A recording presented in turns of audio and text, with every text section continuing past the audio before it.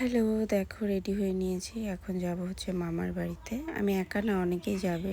Ready হয়ে পুরো বেরিয়ে পড়েছি যাওয়ার জন্য মামার বাড়িতে। কারণ মামার বাড়িতে আজকে ছিল আমার ছোট্ট ভাইয়ের মানসিক পুজো।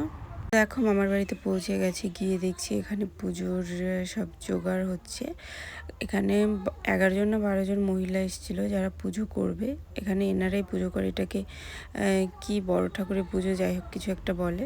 তো মামার বাড়িতে গিয়ে চেঞ্জ করে নিয়েছি, কারণ রান্না বান্না হবে, সেই জন্য কাজ করতে হবে একটু। এখানে দিদি এই যে কাটাকাটি করছে, ভেতরে মা মাসি ওরা সবাই রান্না বান্না করছে। তো দেখো এখানে হচ্ছে পুজোর যে মেইন পার্ট। এখানে এই পুজোটাতে না গল্প বলতে হয়, তো সেই গল্পটাই হচ্ছিল। আগে ছোটোবেলায় খুব শুনতাম, ভালো লাগে গল্পগুলো শুনতে। তো দেখো আমি এখানে বসে বসে গল্প শুনছিলাম, ওখানে বলছিল, তাই তোমাদের সাথে একটু ভিডিও করে নিলাম। তো আজকে যার মানে এই পুজোটা যার জন্য হচ্ছিলো সেটা হচ্ছে এই যে আমার ভাই। ও দেখো শুয়ে শুয়ে খেলা করছিল আমার আর একটা ভাইয়ের সাথে।